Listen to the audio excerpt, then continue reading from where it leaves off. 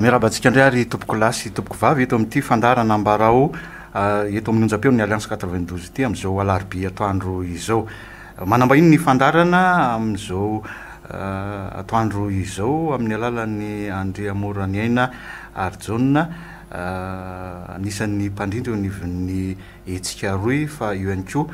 ny fitantanana ny tetikasa fanoa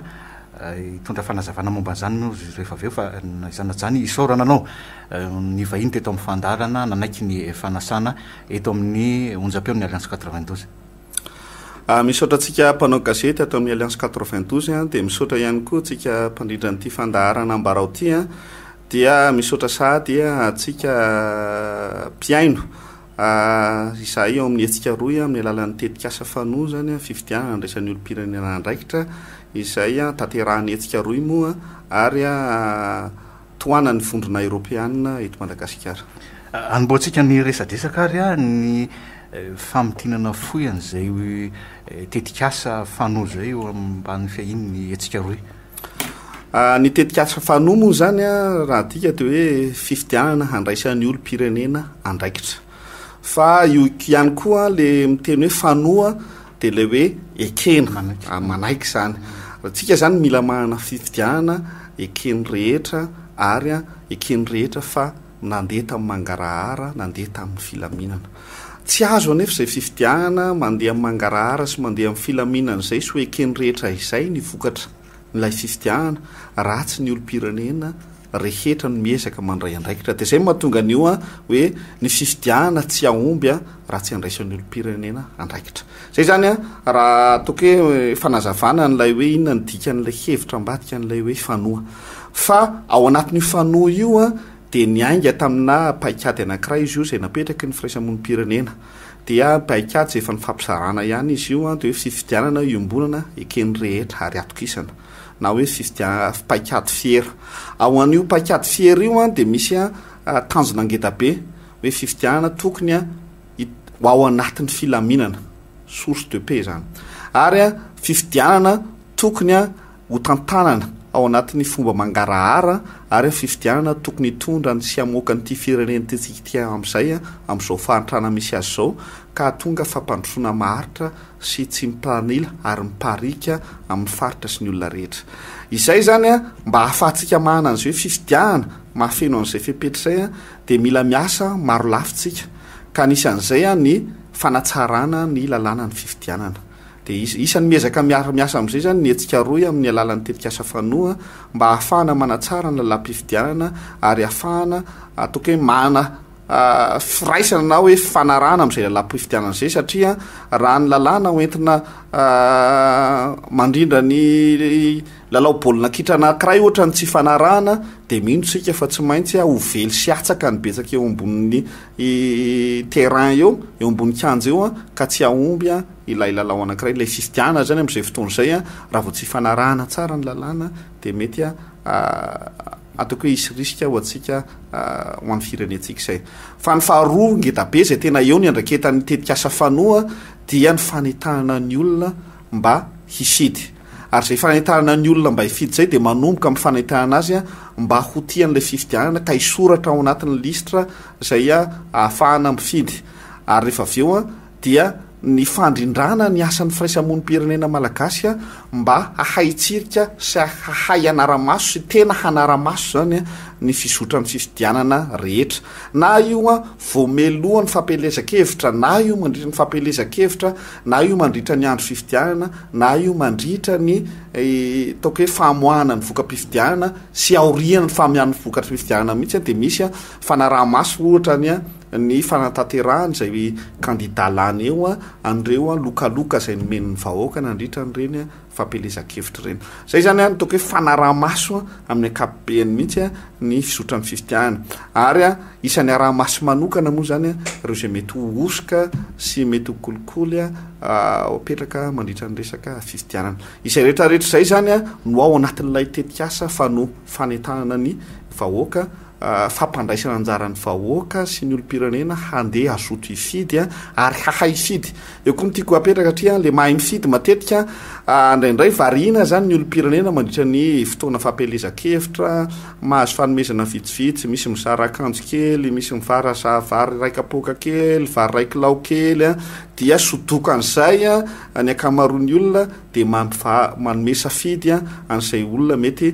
nefa tsy hijery akory ny fampandrosoana maharitra nyity firenentsika de miezaka koa zany firaisamon'nypirenena mialalanyetsika roy mba ataoko hoe ifampianatra satria tsy milaza hoe ny firaisamon'nypirenena ihany koa ny mahaindrindra fa ifampianatra amin'ny olopirenena mba hahay ataoko hoe hanivana sy hifidy ka tena zay olona mijery ny tombotsoa manoka nyity firenentsika ty ary mahana fijery lavitra sy fampandrosoana maharitra no iantefany safidy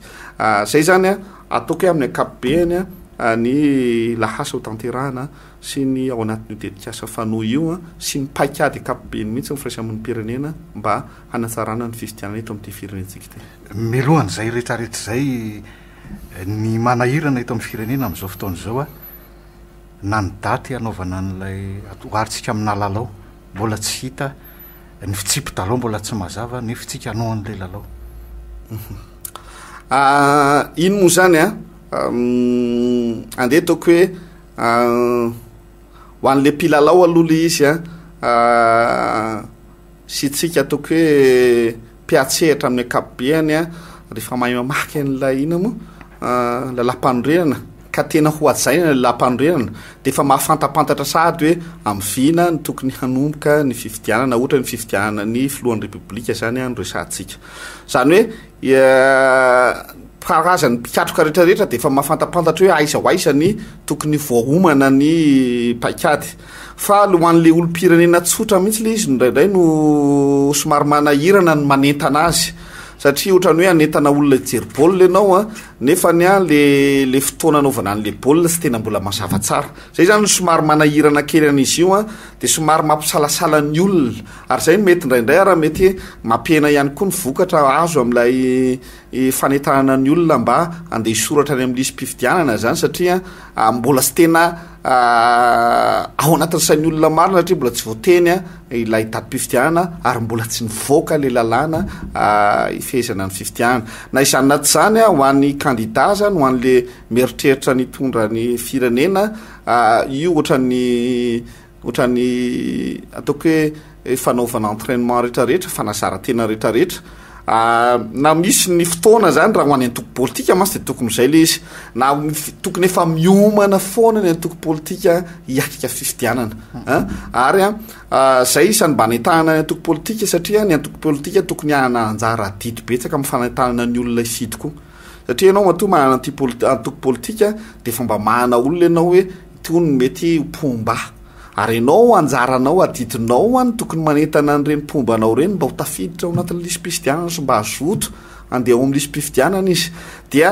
andraikitra iraisany rehetra zany ny fanentana ny olona andeha ao anatin'ny lisy mpifidianana andraikitry ny firaisamon'nypirenena andraikitry ny mpanao politika sy ny antoko politika andraikitry ny fanjakana andraikitry ny seni satria izy no mandrindra amin'ny akapobeany nisotra ny fifidianana eto Madagasikara de rehefa samy miara misala eo tokony izy fivoarana tsara zay zavatra zay onoa aiza hoe za moa zany zao le lalam-pifidianana ohatra ny tsahany ketrika teo le izy tsy hita hoe nakaizana inona ny dingana manaraka zany zao nareo ve nahatsiary hoe navita didy any amin'ny resaka lalam-pifidianana iny volavolan-dalam-pifidianana iny na vita didy mety ho mafy be ny miteny azy fa rehefa ho hitatsika angamba n'lay vokatra azo hoe ty le lalàna mivoaka de eo vao mety tena hita hoe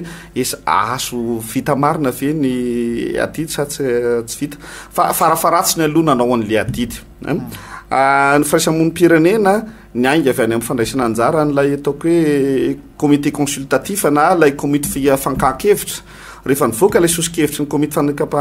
fankahakevitra izahay atao mietsika roy miaraka amin'ny firaisamon'nypirenena namana hafa zany dia nanapa-kevitra hoe aleo koa tsika hiasa amin'ity sosikevitra ity ka hamolavola sosikevitra lana anankiray mba hitantanana ny fifidianana eto Madagasikara ny asa zay zany nandritry ny volana maromaro am'ireo fahaiza-manao ao anatin'ny firaisamon'nypirenena sy ireo namana hafa zay avonina ny ara-iasa amin'ny firaisamon'nypirenena zany misy namana hafa any amin'ny manampaizana amin'ny lalàna hafa vonina ny ara-iasa amin'ny firaisamon'nypirenena ao anatin'zany de niara-niasa tam'ireo zay ary nametraka nylay sosikevitra rehefa vitanay io sosikevitra io de niesanay ny adina hevitra tam'ireo mpanao politika sy ny antoko politika isan-karazany imaromaro miataona rehefa vitanay io sosikevitra io nzarainay amin'ny fitondram-panjakana ihany koa hoe ty ny sosikevitra anay ary nanaovana ady hevitra niaraka tamin'ny prime ministre sy ny komity iraisan'ny ministera mamboatra n'le lalàna dia nandefa sosikevitra maro zany zay ao anatin'izy io ary raha ny tokony izy de mbola tokony itoy ny ady hevitra tokony mbola itoy ny fanakilozakevitra ahafahana zany tena mahana an'izay fitsipy-dalao sy lalàna zay ahafahana mitondra ny fifidianana amin'ny tokony ho izy arakaraky ny sosikevitray iadina hevitra amin'ny mpiara-miombonantoka rehetra zay hita hoe mety raisina zay hita hoe tsy mety de tsika ihany no manapa-kevitra an'izy io dia raha ny tokony sosikevitray zany de hoe tokony isiaonambe am'izay am'ireo sosikevitra maro reo ary miainky amin'ny foaonambe io no mba hitana hoe etoeto zany no mety fanarahana am'ty lalam-pifidianany ty ka izay ohatrany hoe hitady fanarahany rehetra zay no atolotra ao an'olanina ao anivony antenimera pirenena ka hitatahana amin'ny fifidiana atreo am'le ady hevitra isatokony zany de tena nandray anjara amin'ny firaisamon'ny pirenena izao zany am'vina le izy no atolotry ny fitondram-panjakana any amin'ny antenimera pirenena olanina aiza le tena lalàna ho atolotra any mbola tsy mahafantatra zay misy ve antoko politika zay nandray an'le volandalàna naparitakinay ka vonina nitondra azy ho proposition de loi amin'ny député zay ananany zay koa mbola tsy fantatray zay zany miezaka no mivoany rehetra mba ahafana mitondra n'izay mety traikefa sy fanatsarana azo atao amin'ny lalam-pifidianana ary ezaka hatramin'ny farany anao an'izay azo atao ahafahana mana lalam-pifidianana tena ahafahana mitantana tsara nyty fifidianana koa avy rehetrarehetra teto Madagasikara. Iverenako am'izay le resaka fisoratana anaty lisy-pifidianana raha ny atramintsika androany zao tapitra androany moa zany ny fepotona ahafahana misoratra anarana ao anaty lisy-pifidianana raha ny zava-misy aloha zany de tsy tratra le folo tapitrisa ny eritreretin'ny seni amin'iny nareo hoe tsy mahatsiaro hoe tompona andraikitra ihany keo anatin'izay hoe tsy de narisika am'izay fisoratana anarana ao anaty lisy-pifidianana zay ny fiarahamon'ny-pirenena ny fiarahamon'ny-pirenena aloha miezaka araka an'izay eo ampelatahana amin'ny fanitahana ny olona zany amin'ny fisoratana amin'ny lisy-pifidianana fa ny fakelezany olona milisitra ao anatin'ny lisy-pifidianana mantsiny ataoko hoe maromaro ny antony tsy mahatanteraka azy ary isan'izay le sosikevitra amin'le lalam-pifidianana teo itsika zao mifivoahany lisitra ny fifidianana atsika de ny volana desambra sy ny volana janvier izay tsy volana desambra sy ny janoary fantatritsika fa tena tandritra ny titony ity zao de ngamba nefa ho ray volana telo herinandro maherintsika tao anatin'ny ranonorana tanteraka ary ny olona raha saika tsy mahitako anina satria simba daholo zay zavatra tokony ho simba ny fanamboarana ny trano rava sy ny anina ny mamay ny olona reny rehetrarehetra reny zany manena ny fahafahan'ny olona andeha taoko hoe tena mandeha misoratra anarana na de hazoto isoratra anarana ary izy zay zany anankiray ny faharoa manarakaraka an'izay ihany koa nefany io fotoana io fantatritsika eto Madagasikara fotoanany maitsoahatra io fotoana io ary ny akamaroany eto Madagasikara am'izao fotoana zao ny any ambanivohitra somary ao anatin'ny fahasarotana tanteraka zany dia somary manahirana le fotoana fanokafana ny lisy-pifidianana antsika nefa zay moa zany voafaritra ny lalàna am'izao zay zao de manosokevitra any am'zay lay volavolan-dalàna zay natolotra iny hoe mba isokatra bebe kokoa io ary hisy ara ny fivoahana ohatrany mandritra ny volana jolay mba ahafahana mampiditra an'ireo zay tena tsy tratra mandritra n'lay fotoanany ranonorana reny zany hitanay hoe misy fanovana fanatsarana tokony entiny eo amin'ny fomba fiasa zany ary zao zay mbola manosokevitra any hoe so de misy ihany ny azo ataotsika rehefa miaraka fampidinika daholo ny tompona andraikitra rehetra mbola anokafana kely mbola anoizana kely n'lay fahafahana misoratra anarana dia iny moa zany esaka amin'ny ankapobeny ny fanahitahana ny olona isoratra ao anatin'ny lisy-pifidianana sy ataoko hoe hijery na hanamarina ny anarany eo analtypifidianana de mbola itoy anefa ny mandra-patonga ny farany volana febroary satria ianao koa mila zany ianao manamarina hoe ao marina ave ianao fa ndraindray koa anao a mety tafiditra tany amin'le fisoatana fa rehefa tena tonga le listra mety mbola tsy ao ndray de iny zany mila marinonao ary zay zavatra zay a ezahana ifoana zany am'izao fotoana zao mba anentanana ny olona fomba fanentanana moa zany eo amin'ny atsika roa de misy anankiroa lehibe ny ray voalohany a de sorana atsika hainao manjery sy ny mpiseraseratra rehetra zay vonona ny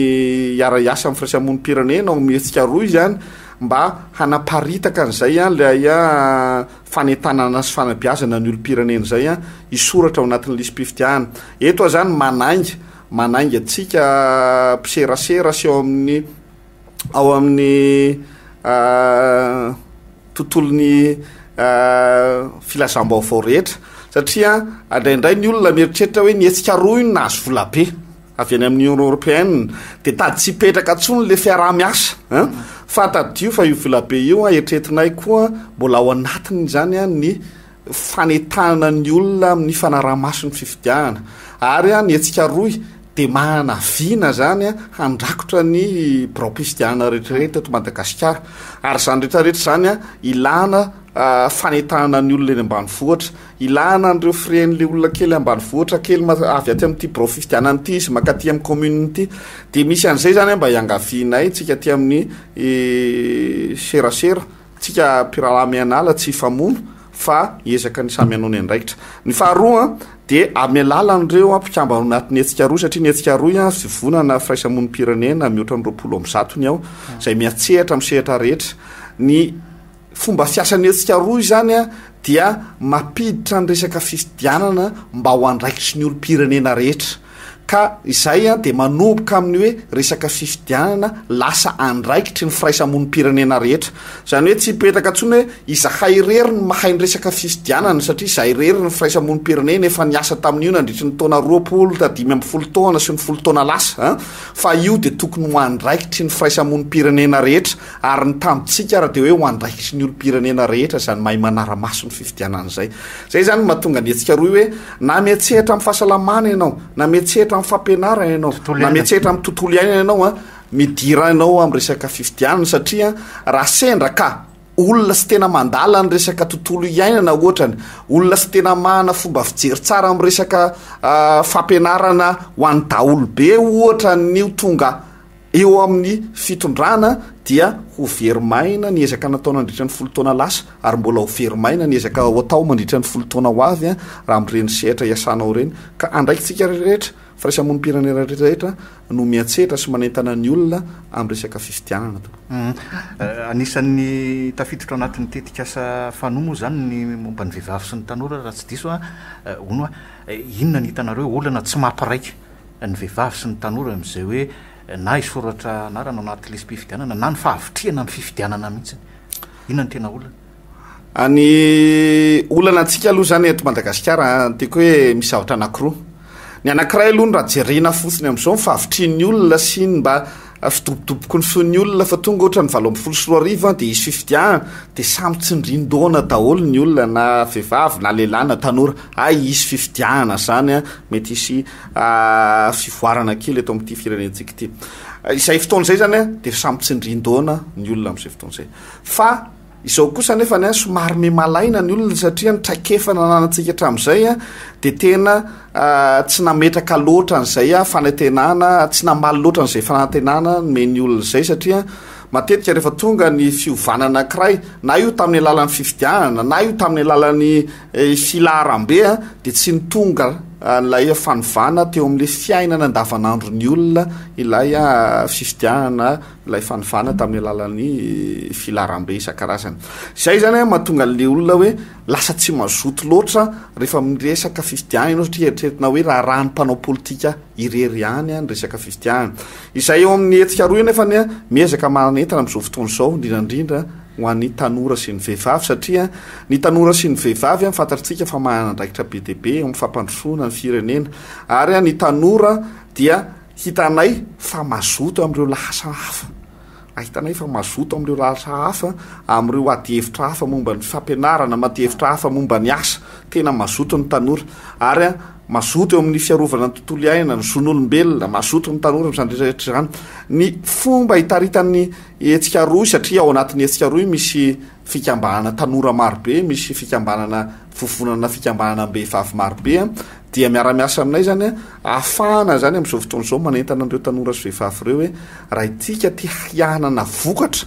amin'ilay fivoaran'ny tanora dia isany fanomboana lehibe ny fiasana ao anatin'ilay fifidianana ary rehefa heno ao an'ndritran'ilay fitoam-pifidianana ny feon'ny tanora sy ny vehivavy na io amin'ny alalan'ny adihevitra na io amin'ny alalan'ny fandatsaham-bato dia ho hoeno azy amin'ilay zay mpitantana ho avy sy voafidy eo ireny feo sy reny ataoko hoe etaeta sy tokokevitry ny tanora sy ny vehivavy reny mifandraika amin'izay tanora zay ihany raha pitso efa voalohan'ny volana febroary mivery zao zany zao reo tanora ireo satria tsy tafiditra ao anaty lisy mpifidianana hatramin'ny mpandrapahatonga ny fifidianana nahoana ny hevitra reo amin'izay nisy tanora maro aloha isorana ny hetsika maro isan-karazany zay manao zay tratrany manentan'ireo tanora namany zany mba hifidy hiditra ao anatin'ny lisy mpifidianana eto Antananarivo zao misy tanora maro eny amin'ny fokotany eny miezaka mitondra izy ireo nireo solotsaina tablety majinijinika ahafany manampiny olona hoe ianao ve ato ary manentana ny tanorany hafa mba hiditra ao anatin'izay reny zany misy ezaka ngedabe efa ataon'ny tanora am'izao fotoana izao araka ny teniko hoe zay miezaka am'izao fotoana izao ny manao sosikevitra amin'ny fanofanany lalàna mba ahafahana manitatra an'io ka ahafahana mandray an'ireo tanora zay mbola mety hoe tsy tafiditra ao anatin'ilay lisy mpifidianana le feny 8 taona mihitsy manomboka raha na le feny 8 taona ary zay ny mahatonga anay ny manao le sosikevitra hoe sao de mba tokony hisy fisokafana anankiray ihany amin'ny volana jolay ihany dia amin'izay mba tafiditra ihany reo feny 8 taona manomboka rapitsoka hatramin'ny volana jona ny andrasantsika ary ny andrasanareo nivon'ny fiarahamon'ny pirenena amin'ny fifidianana io ekena hoe mety tsy tonga lafatra satria na ny amerikanina za nanana olana ihany izy tamin'ny fifidianana maro ny fandimbo tany efa betsaka ny fifidianana natao teto inona no lesona azo tsoana inona no andrasan'ny hetsika roy amin'io fifidianana maro ny hetsika roy dia miandrandra fifidianana zany ao anatin'ny filaminana zay le tena tanjona hoe ao anatin'ny filaminana aloha mba tsy ty fifidianana ty indray no hitarika ady lasy io krizy ampiditra atsika mbola ao anatiny taoko hoe lavaka sy ny fantrana lalina be kokoa zay aloha zany tena isan'ny ngeda be hoe fifidianana ao anatin'ny filaminana sy mba ezantsika tantanana ao anatin'ny fandriam-pahalemana tanteraka ny faharoa manarakaraka an'izay dia hoe fifidianana ao anatin'ny tsarantantana le totsika hoe bonne gouvernance zany hoe ezana mba ho kely ny osoka ezana mba ho kely reo kolikoly ezana reo mba ho kely reo fanodikodinana ny mety ho safidy rehetrarehetra sy ny fanariraotana isan-karazany mandritra ny fifidianana zany ary mba olo-pirenena zany tena mahana n'ilay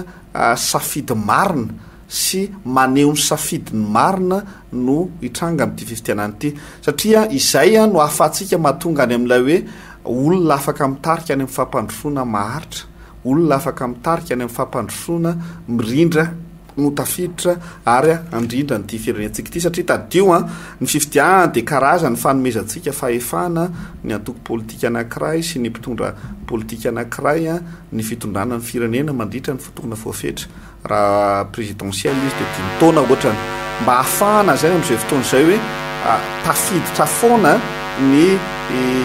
maharary sy ny etaetany olo-pirenena zany zay zany ny andrasan'ny hetsika roy ny andrasan'ny hetsika roy zany dia mba ho be ny fandraisana anjara mba tena tsy tongona tsony hoe lany ny mpitondra anankiray tamina olombitsy fa mba tena betsaka ny fandraisana anjara taux de participation etretinay hoe tena mba hiakatra any amin'ny 7% any notrany ny farafahakeliny ny fandraisana anjarany olo-pirenena malagasy amin'ny fifidianana zany tena tanjona ngeda be mba ahafahantsika miaraka misalaha amin'le fifidianana ary mba hamarim-pototra n'le fitondrana ka ahafahany zay tafakatra mitondra eo tena mitondra ny vina ny araka ny nampanantenina iny ny olo-pirenena nandritra ny fampelezakevitra ka afahany manatateraka an'izay amin'ny fomba tokony izy ny teny anao mantsa ohatrany hoe ny amerikanina fa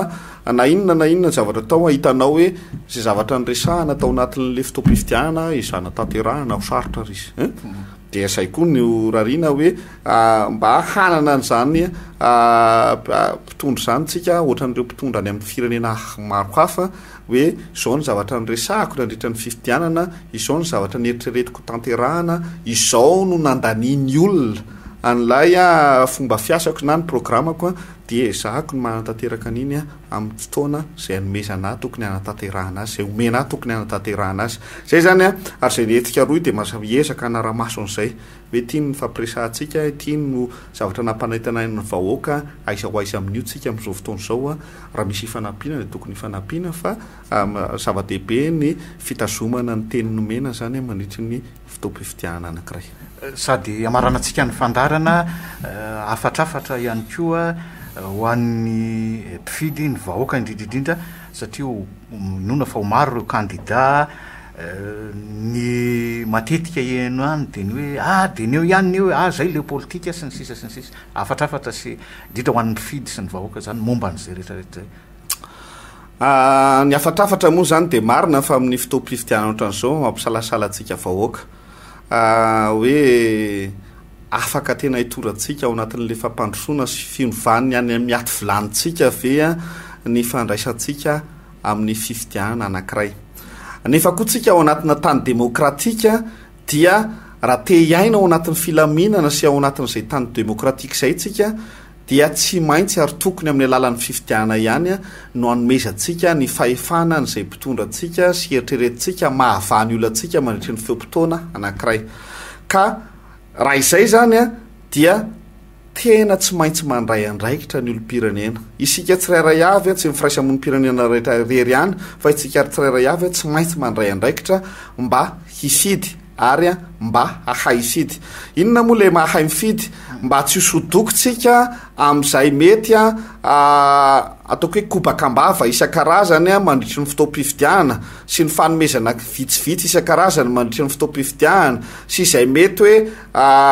tsindry avy amin'ireo mpiaramonina amintsika mandritry ny fotoam-pifidianana nefa ny rehefa avy eo hisy vokany ratsy mandritry ny taona maro ho an'ny fiainantsika sy ho an'ny fiainan'ny taranantsika zay safidy tsy ampiheverana ataontsika mandritra n'izay fotoam-pifidianana zay firaisamon'ny pirenena tsy miteny hoe tonga lafatra fa hiezaka zany firaisamon'ny pirenena amin'ity fotoan'ity amin'ity indray mitoraka ity mba hifanoro lalana amintsika olo-pirenena hoe izao no tokony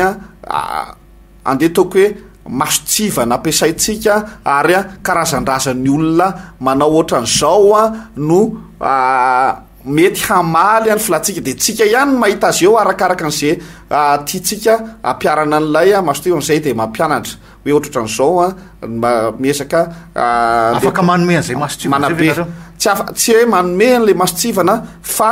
andeha taoko hoe manampy ny olona hanana masotsivana manampy ny olona izy ihany no hanany masotsivana ho ampiasaina zay ngamba ny tena milazazy zany hoe tsisy aty amin'ny firaisamon'ny pirenena tsy misy hoe tsy maintsy ty tsy maintsy ty tsy maintsy ty tsy maintsy ty fa amitranga-javatra ohatran'izao dia reto ny safidy tokony azo apetraka dia ianao olo-pirenena miteny hoe ity zao no metimety amiko satria ity no ohatran'ny fandraika kokoa amin'ny zavatra ilaiko ny fomba fiasana zay zany manampy ny olona am'zay fomba fisafidianana zay zany io moa zany iarahantsika misala iarahana misala satria zany zavatra zany tsy apetraka anay hoe ity ny teknisiana dia ametraka hoe reto le izy fa avy amin'ny alalan'ny fakakevitry ny vahoaka ihany no arezantsika anangahana azy tsikelikely dia mahereza zany tsika olo-pirenena ary azakivy satria ny fotoam-pifidianana fantatra fa sarotra fa ny fotoam-pifidianana ihany koa nefany no tena ahafahana mitondra fampivoarana eo amin'ny firenena anankiray sy ahafahana zany manome sy maneo ny safidy amin'ny fitondrana sy ny fampivoarana ny firenena anankiray isaorananao andrea morany aina herjona ary jona ny vahiny teto amin'ny fandarana ambarao makasitraka hatrany amin'ny namalinao ny fanasana tamin'ity androany ity misaotra tompoko makasitraka atsika to amin'ny fandarana ihany koa ambarao a ary misaotra atsika mpiaino ny aino a misaotra an'ireo a mpiara-miombonantoka rehetra misaotra indrindrandrindra ihany koa ny vondrana eropeana zay manohana ny etsika roy a mity tetikasa fanohana fifidianana ndraisan'ny olo-pirenena andraikitra aty sorana tompo ia mametraka ny mandra-pitafo amin'ny fotoanantsika manaraka andray ary tompoko lasy tompoko vavy veloma tompo